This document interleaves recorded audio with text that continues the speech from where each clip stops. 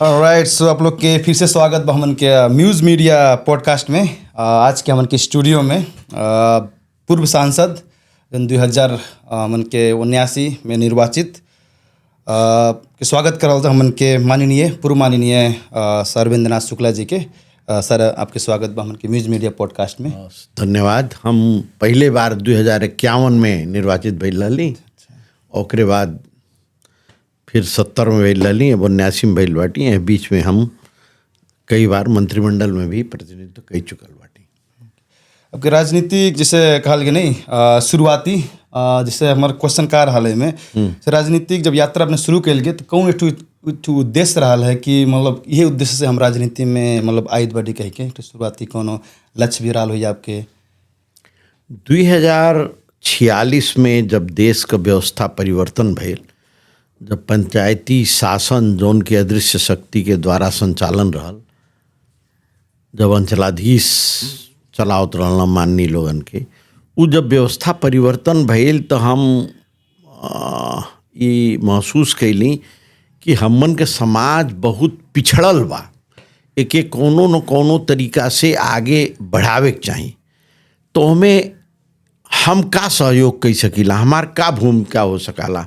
हम तमाम विद्वतजन से इस बारे में समय समय पर छलफल, खासकर उसमें विद्वतजन के नाम पर शिक्षक लोगन, प्रोफेसर लोगन यह अवेलेबल रहना भैरवा में। यहाँ बार बार हमार बातचीत होत रहल। वो सबके राय से ही भइल कि जब तक राजनीति में स्थानीय व्यक्ति का पकड़ नहीं हुई तब तक दूसरे के पीछे पीछे लग गईले न क्षेत्र का विकास हुई, न समाज का विकास हुई, न एकर उत्थान हो सकाला। यह सोच के हमरो यह समाज के प्रति जिम्मेवारी है। हम एक तो इंजीनियर रहली, हम पहले सरकारी नौकरी करत रहली, वहाँ से हम डेपुटेशन में शुगर मिल में अली। वहीं 16-17 साल हम शुगर मिल में एज टेक्निकल मैनेजर भी काम कैली, एक्टिंग जीएम भी काम कैली। लेकिन ये जिम्मेवारी का जब बोध भइल तो कुल चीज़ के किनारा कई के हम आगे बढ़नी। राजनीति में उतरे का काम हम बहुत ज़्यादा नहीं सोचली। समाज के प्रति हमरो जिम्मेवारी बा, इस सोच के हम प्रवेश कैली। अब पहले ही चुनाव में बहुत अच्छा रिस्पांस भइल। लगभग कांग्रेस ऐसन इस्टेब्लिश्ड जोन पार्टी रहल ओकरे बराबर हमें सामान्य एक पार्टी में हम रहली, जोन के उस समय एक किस्म से कहीं तो जनता का प्रिय नहीं रहल। तो हम पार्टी से ज़्यादा व्यक्तिगत रूप में हम चाहत रहली कि राजनीति में हम प्रवेश करी, राजनीति करी, जनता करतीन राजनीति करी, हम अपने करतीन राजनीति कब्बो नहीं गेली। या नाते हम हमेशा जनता के बीच में रहली, जनता के बीच में राजनीति कैली। वह उद्देश्य कि यह समाज में प्रतिष्ठा हम मन के मिले के चाहिए, वही करतीन हम राजनीति में प्रवेश कैली। राइट, बहुत बढ़िया आंसर सर। इसी में जैसे अब राजनीति की हमारे बातें करल जाता तो अब जैसे हमन के फागुन 21 के चुनाव भी आए वाला बा, ओकरा आप उम्मीदवार भी बाटी।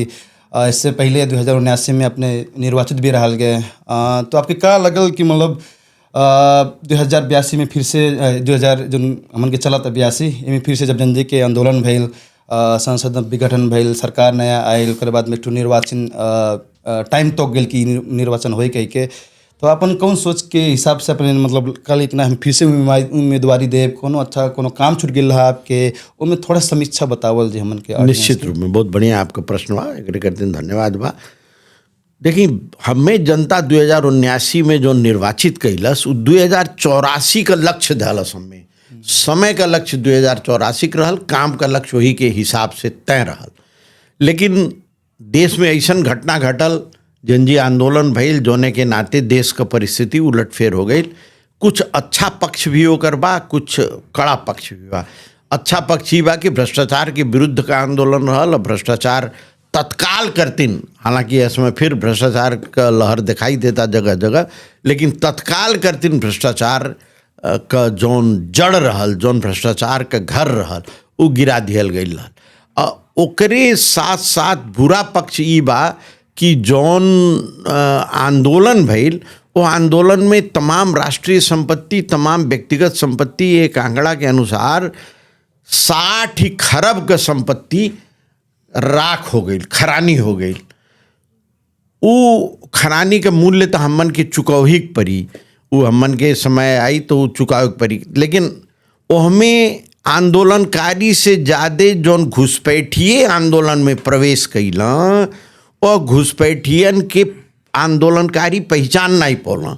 हमरे विचार से आंदोलनकारी के पास वो अनुभव नहीं रहल कि भेड़िया भेड़ का छाला ओढ़ के हमें प्रवेश कर गई बा। अगर ओकरे दृष्टि में अनुभव होत, अगर ओकरे दृष्टि में वो क्षमता रहल होत, तो वो भेड़ियन के रोक देल होत।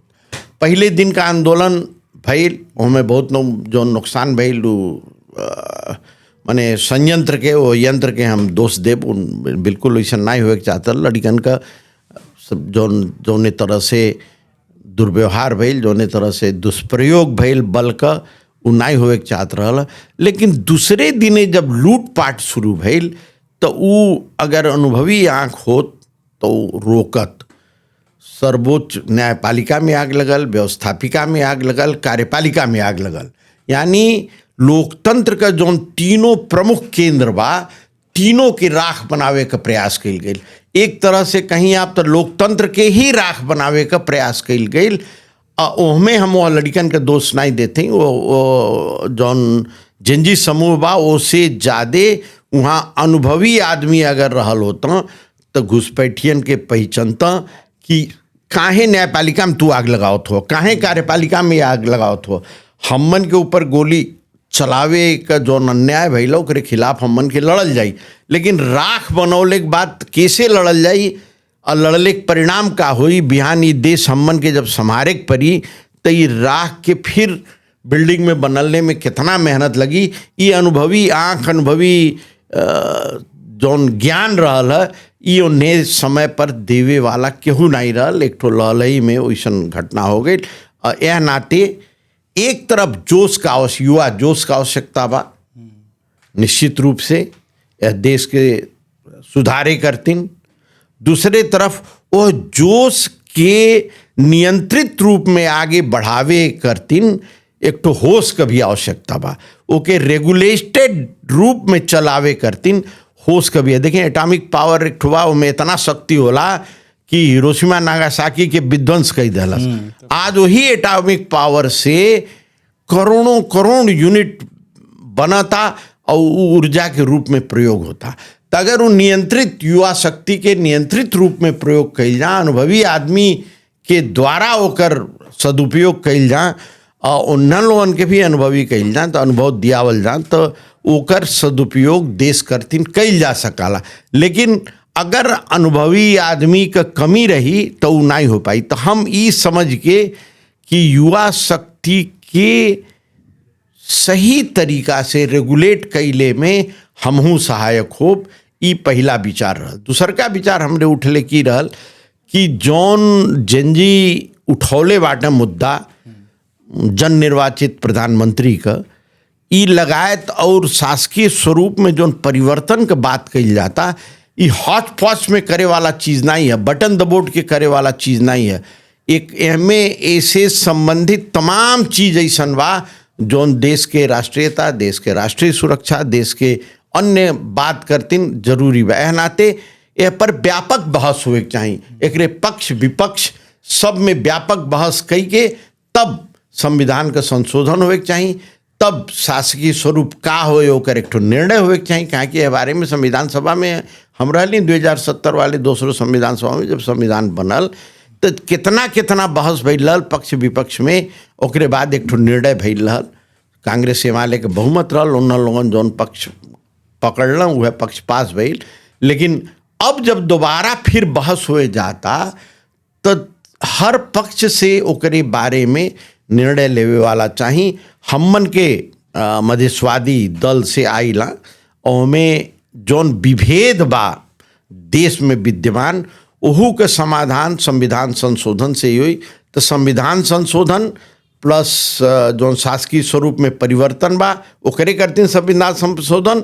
अब विभेद हटावे का संविधान संशोधन ई जौन होवे के चाहिए, दोनों एकीकृत रूप में देख के हमन का दल भी, हम व्यक्तिगत रूप से भी ये महसूस कैली कि अगर आवे वाले संविधान सभा में हमार उपस्थिति बा तो जौन संविधान बनावत के जौन परेशानी रहल, जौन कठिनाई रहल, जौन कार्यभार रहल, ओसे ज़्यादा कार्यभार अब बा। काहे कि नया घर आपके बनावे को तो आप फटाफट बना सकीला, पुरान के अगर आपके मरम्मत करे के बाद तो ज़्यादा मेहनत का जरूरत पड़ाला।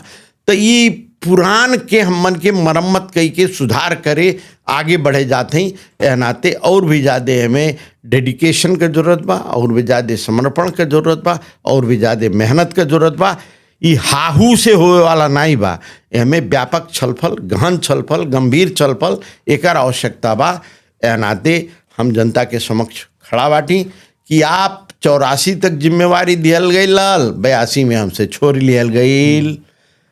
मान लें आप यहाँ से काठमांडू जात हैं और रास्ता में बुटवल से आगे गाड़ी खराब हो गई, तक आप वापस घरे आवल जाई या काठमांडू जाए का दूसर बस खड़ा बा कि नहीं ऊ देखल जाई। अगर आप दूसर बस के इंतजार कल जाई तो यह दूसर बस है। हमन का लक्ष्य 84 रहल, हमन का कार्यभार 84 रहल, एमे थप कार्यभार आइल बा, ओहू के समेत लेके के आगे बढ़ावे की जिम्मेवारी बा। ओकरे करते वह सब सोच के हम चुनाव में आइल बा। राइट, बहुत बढ़िया आंसर सर।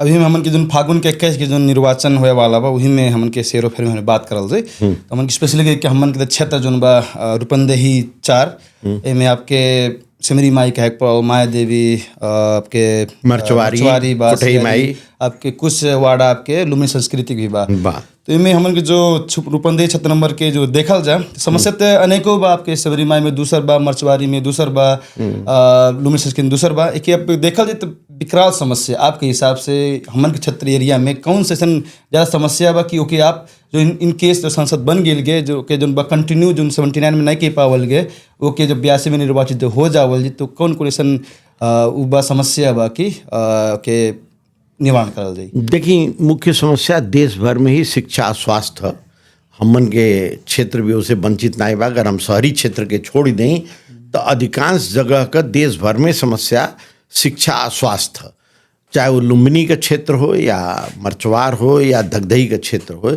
शिक्षा स्वास्थ्य सबसे बड़ा प्रमुख जिम्मेवारी बा। सरकार की स्थिति ऐसन बा कि 2079 से ही सरकार के पास अर्थ का कमी है। जो 80-81 का पहला बजट बनल वो 8-9 महीना आवत आवत राजस्व संकलन इतना कम हो गई कि सरकार के सारा बजट कैंसिल करे पड़ल। में हमरे यहाँ 41 करोड़ रुपया एक पुल में डालल नहीं हो पौलस। तो जौन शिक्षा स्वास्थ्य का हम बात करत हई ओमें हमार विचार ई बा कि सामान्य शिक्षा से अब काम नहीं चले वाला बा, रोजगारी मूलक शिक्षा चाहिए। यहाँ प्राविधिक स्कूल, प्राविधिक कॉलेज का आवश्यकता बा हमन के क्षेत्र में भी, जोने से हमन के प्राविधिज्ञ उत्पन्न करी। आप लोगन अमेरिका तक पहुँचली, वही के कमी के नाते अगर क्षेत्र में रहल होत तो आप लोगन नहीं का उत्पादन रहती, या यहाँ जिला में रहल होत जौन स्टैंडर्ड का आवश्यकता बा, जौन जिला में भी बा वो स्टैंडर्ड का प्राविधिक शिक्षा का न्यून बा, कमी बा। हमार अपन विशेष में हमू प्राविधिक व्यक्ति हैं, ए नाते हम के जौन हम संवेदनशीलता देखत हैं में, तो एक ठू तो ऐसा प्राविधिक स्कूल चाहिए जौन जनता के स्थानीय स्तर में या नज़दीक के जगह में या अपने ही देश में रोजगारी देवे के योग्य बनावे। दूसरा बात स्वास्थ्य शिक्षा के साथ साथ स्वास्थ्य का बात जोन बा। देखिए, पिछले सरकार के टाइम में, एकरे पहले के सरकार 79 के पहले सरकार घोषणा कैले रहल प्रत्येक गांव पालिका में एक स्वास्थ्य चौकी, 753 स्वास्थ्य चौकी, और कितना का कंप्यूटर में शिलान्यास भी हो गई रहल। लेकिन स्थिति आप देखिए हमारे क्षेत्र में सिर्फ एक ठू गांव पालिका बा माया देवी, जौने में वो स्वास्थ्य चौकी बनल, बाकी बजट के अभाव में नहीं बन पौल। 753 में 20% से कम ऐसन बा जहाँ पिछले 2 साल यहाँ के 3 साल मिला के 5 साल में यथेष्ट बजट पहुंचा मिलल। यानी यह सरकार के पास 753 स्वास्थ्य चौकी अगर यह स्पीड रही तो बनले में कम से कम 25 साल लग जाई, जौन ही स्पीड दिखाई देता।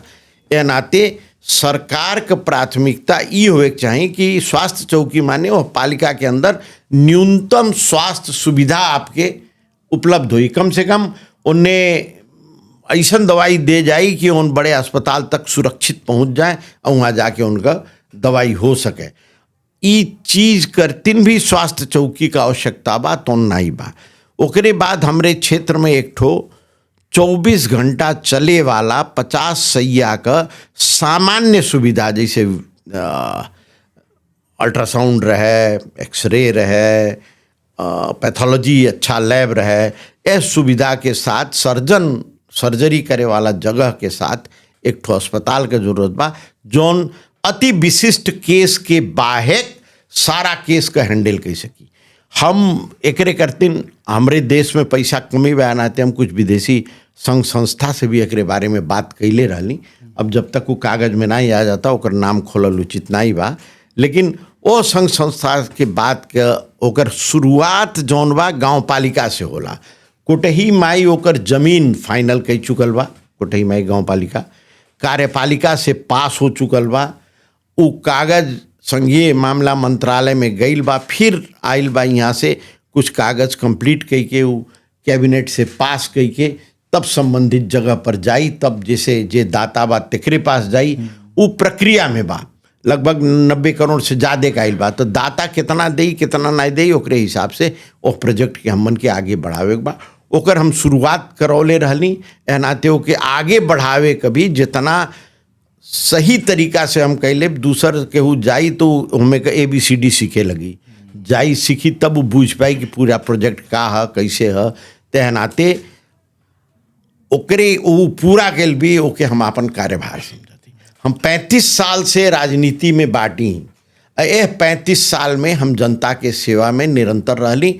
जनता हमें 3 दाई जितौलस, 4 दाई हरौलस, लेकिन हम हारल रहली तब्बो हम जनता के बीच में रहती, जनता के सेवा में रहली। जनता का खासकर सुख दुख जौन जनता का बा, जनता हमें चाहे जब फोन कराला हम कॉल बैक कह के ओकरे समस्या के समाधान करतीन, आगे बढ़ीला। तो जनता ये महसूस कराला कि सर्वेंद्र नाथ शुक्ला हमें कोनो इमरजेंसी में हम गुहार करब तो मिल जाई हैं, हमें उनका उपयोग हम कई सकीला। ए नाते भी जनता का विशेष प्रेम, हम जब हारल बाटी तब वो जीतल का जौन मत रहाला उसे ज़्यादा मत पौले के बाद भी हम कबो कबो हारल बाटी, जब भी हारल बाटी तब हम मत में हमरे कमी नहीं आइल बा। ए नाते जनता का प्रेम हमरे साथे बा, ई महसूस करे का यथेष्ट प्रमाण बा। और वह प्रमाण के आधार पर हम फिर खड़ा बाटी, जनता के सामने बाटी। हमें विश्वास बा कि जनता हमें 84 तक का जो नियुक्ति पत्र चौकीदारी का मिलल लाल क्षेत्र का, वो नियुक्ति पत्र का निरंतरता 84 वाला फिर दे। हम 84 नाते बार बार कहते हैं कि देखिए जौने परिस्थिति में चुनाव होता, जौने परिस्थिति में एक दूसरे के विपरीत में 2 किस्म के, एक नया फोर्स एक पुराना फोर्स कह के लाइन बना गई बा, और बीच में हम मन के एक मधेशवादी फोर्स भी बा जौन की अपने आप में परिवर्तनकारी है। ये नया फोर्स भी मानाला कि परिवर्तनकारी है।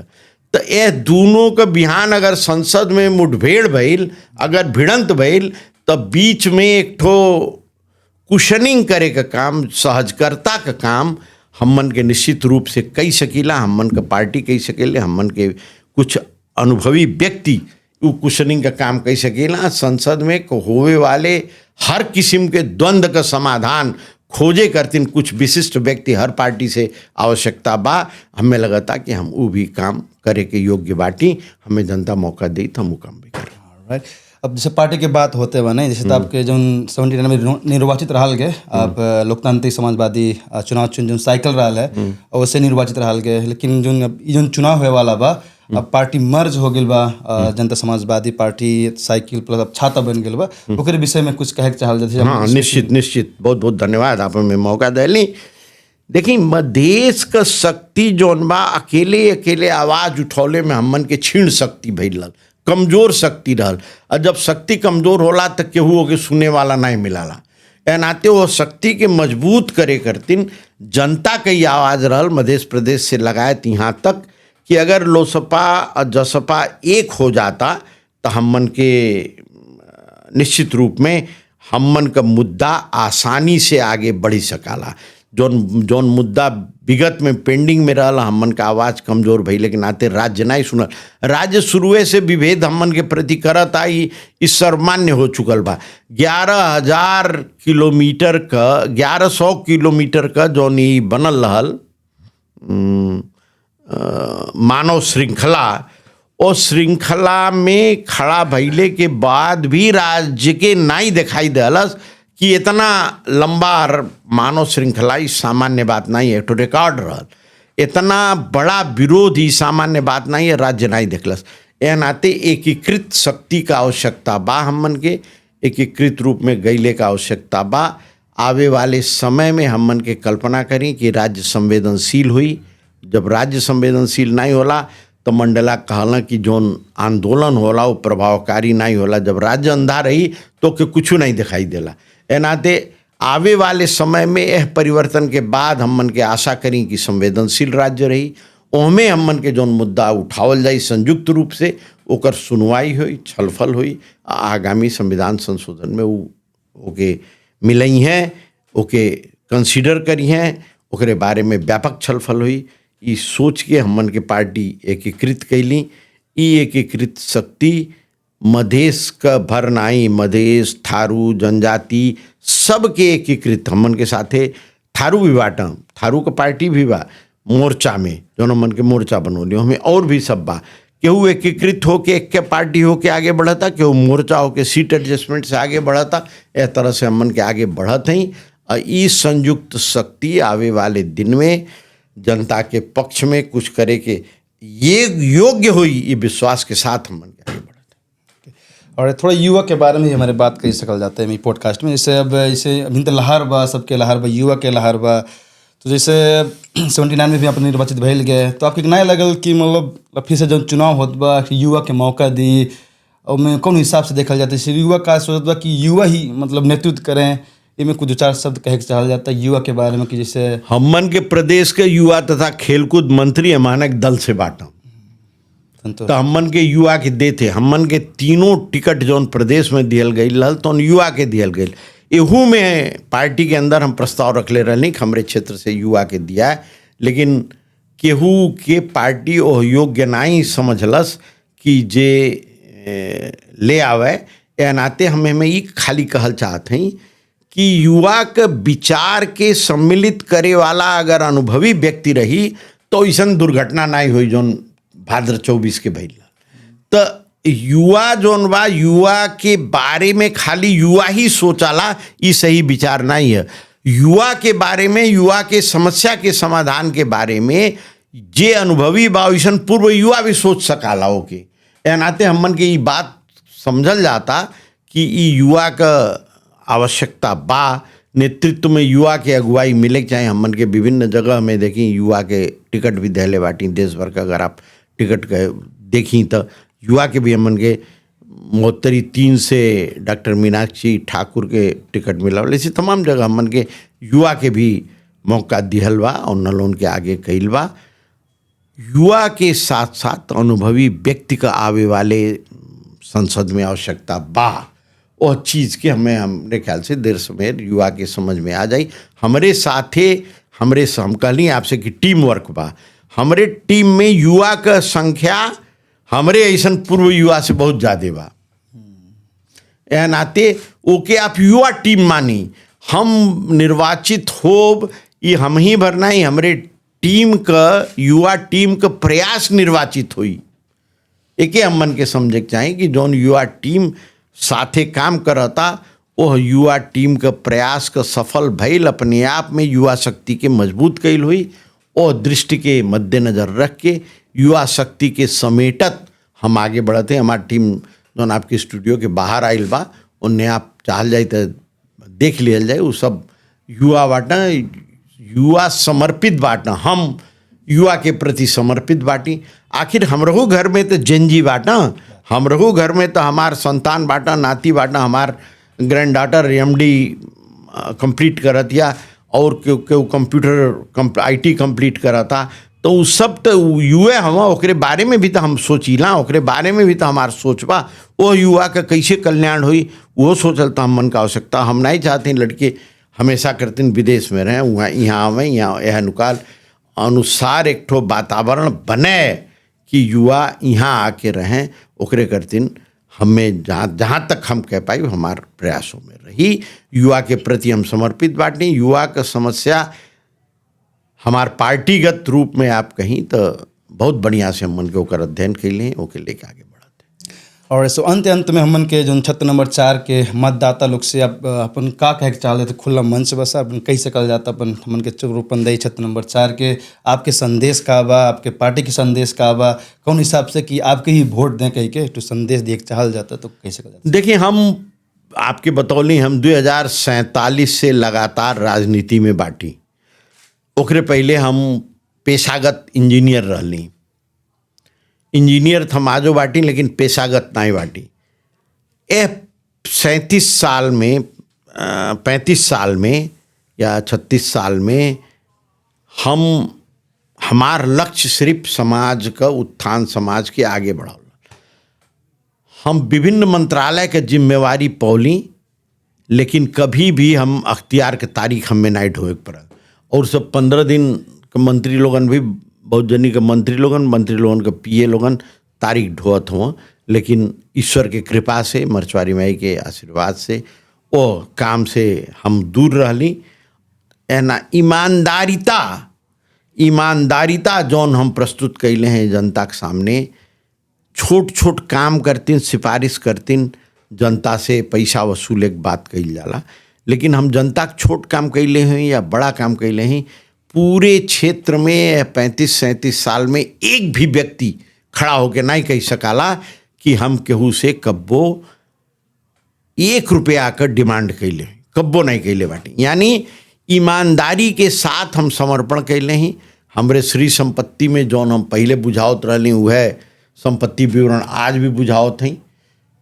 हमार घर भैरवा बहुत जनी, आपो गांव के बहुत जनी पहुँचल बाटन, देखले बाटन जौने स्थिति में रहल आज भी बा। हम कोनो महल नहीं खड़ा किले ना, ओकर आवश्यकता भी नहीं बा। हमें पैतृक संपत्ति रहले के बावजूद हम जौने साधन स्रोत के साथ तब रहली, अब वो बाटी कोनो परिवर्तन हमें नहीं भेल बा। कहले के मतलब हमार एकमात्र उद्देश्य जनता के प्रति समर्पण, जनता के प्रति सेवा कैला, और एकरे बाद हमार दूसर कोनो उद्देश्य नहीं बा। और सबके केहू का अपन बिजनेस बा, केहू के ई बा कि हम अगर राजनीति में हो जाब तो हमरे बिजनेस के जौन ग्रे पक्ष बा, काला पक्ष बा या ग्रे एरिया बा, ओके हम ढक लेब। केहू के ई बा कि हम जौन गलत काम करत हई उसे हम बच जाब। हम अगर कोनो गलत करत हई जौने में हम राज्य के द्वारा अगर खोजी हुई तो हम अगर जनप्रतिनिधि रहब तो हम बच जाब। केहू वह खोज के साथ भी आ सकाला, हो सकाला। हम केहू के व्यक्ति के इंगित और नाम नहीं लेते हैं, लेकिन हमारे ऐसा कोनो उद्देश्य नहीं बना। हमारे कोनो ग्रे पक्ष बा न काला पक्ष बा। हमार जोन पक्ष बा तो खुला किताब बा, जनता के सामने बा। ओके देख के जनता 84 तक के निरंतरता में हमरे पक्ष में मत दे, ये हमार नम्र ई आग्रह बा, विनम्र आग्रह बा।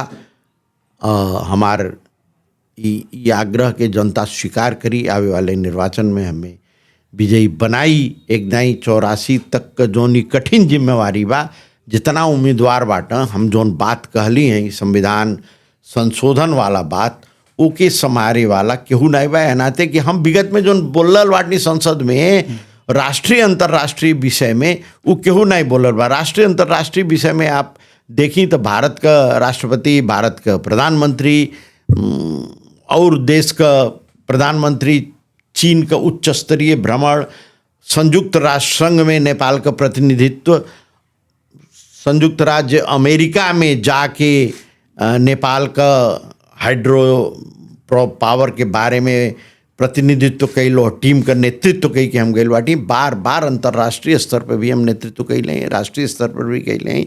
तो चाहे कूटनीतिक मामला हो, चाहे राजनीतिक मामला हो, और जे उठल बा, हम सर्वश्रेष्ठ बाटी नहीं कहते, जे और कैंडिडेट बा ओकरे साथे हमार तुलना कई के जनता हमरे पक्ष में मत दे, ये हमार बारंबार आग्रह बा।